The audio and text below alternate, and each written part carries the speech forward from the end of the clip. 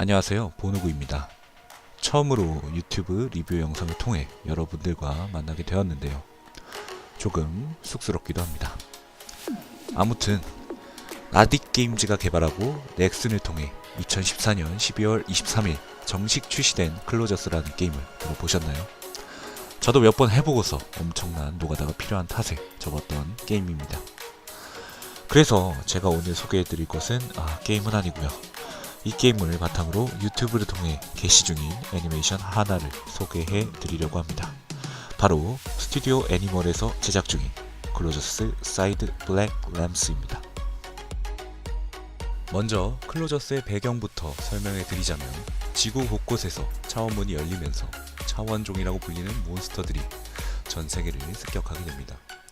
그 가운데 극소수의 인간이 차원문의 개방으로 위상력이라는 초월적인 능력을 가지게 되는데 차원종들과의 전투, 이하 차원전쟁에서 이들이 활약하게 되면서 서서히 차원문을 닫는데 성공하게 됩니다. 그 후 이들에게는 문을 닫는다 라는 뜻인 클로저라는 명칭이 붙게 됩니다.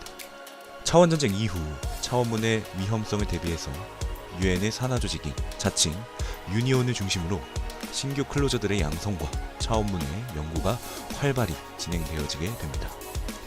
그리고 이 애니메이션은 많은 클로저들 중 신서울의 클로저들로 구성된 팀인 검은양에서 활동 중인 그들의 이야기를 다루고 있습니다. 제1화 시작. 검은양 팀에서는 검은양 팀이 정식으로 만들어지기 전 두 명의 인물이 나옵니다. 바로 이세하, 이하 세하와 이슬비, 이하 슬비라는 인물입니다. 차례로 등장인물 소개를 하자면 세하는 차원 전쟁을 종결시킨 전설적인 전 클로저 요원이자 그의 어머니인 서지수의 아들로, 그녀의 아들이었던 만큼 세하의 위상 잠재력은 검은양 팀 내에서도 가장 높은 수준으로 평가받았습니다. 하지만 세하는 자신의 위상력을 사용하고 발전시키는 것에 대해 큰 관심이 없었고 대신 게임기를 손에서 놓지 않고 게임에만 몰두하는 모습을 보입니다. 그러나 검은양 프로젝트에 참가하게 되면서 클로저로서의 임무를 차근차근 수행해 나가게 됩니다. 지금은 검은양 팀에서 큰 활약을 보여주고 있는 팀원 중 한 명입니다. 다음으로는 슬비입니다.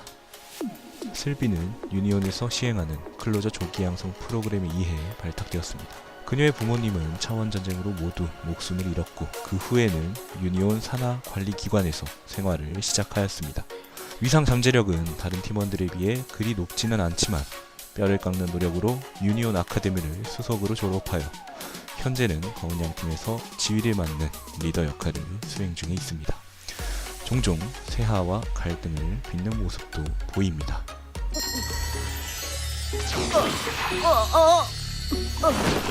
이렇게 말이죠. 뭐 하는 거야? 제2화 보다 중요한 것에서는 새로운 인물이 등장합니다. 바로 서유리, 이하 유리입니다. 유리는 평범한 가정에서 태어나 살아왔으며 어린 나이에 나타난다는 클로저 적성이 15세 이후에 나타난 특이한 케이스였습니다. 또한 전국 단위의 검도 대회에서 뛰어난 기량으로 우승을 차지하는 등 또래들과는 현격히 다른 신체 능력으로 주목받아 검은양 프로젝트에 참여하게 됩니다. 아직까진 자신의 위상력을 잘 제어하지 못해서 여러 장비들을 착용하고 훈련에 임하고 있습니다. 활달하고 구김없는 성격으로 안정적인 공무원이 되면 평생 걱정 없이 먹고 살 수 있다는 이야기를 믿고 정식 클로저가 되기 위해 매일 최선을 다해 검은양 팀에 임하고 있습니다. 그 이후의 편에서는 제이와 미스틸테인이 등장합니다. 제이는 과거 차원전쟁에 클로저로서 참여하였지만 큰 부상을 입고 퇴역한 클로저로 유니온 관계자의 요청으로 검은양 팀에 합류하게 됩니다. 건강기능식품 등을 애용하며 건강에 매우 신경을 씁니다. 그래도 어느 때는 검은양 팀의 심사관으로서 역할을 수행하기도 하는 검은양 팀의 든든한 지원군입니다. 그리고 미스틸테인은 태어날 때부터 뛰어난 위상 잠재력을 보여줍니다. 원래는 독일 베를린의 유니온 유럽 지부에 소속되어 있었으나 한국의 신서울로 파견 지역이 변경되어 검은양 팀에 합류하게 됩니다. 참고로 미스틸테인은 소년입니다.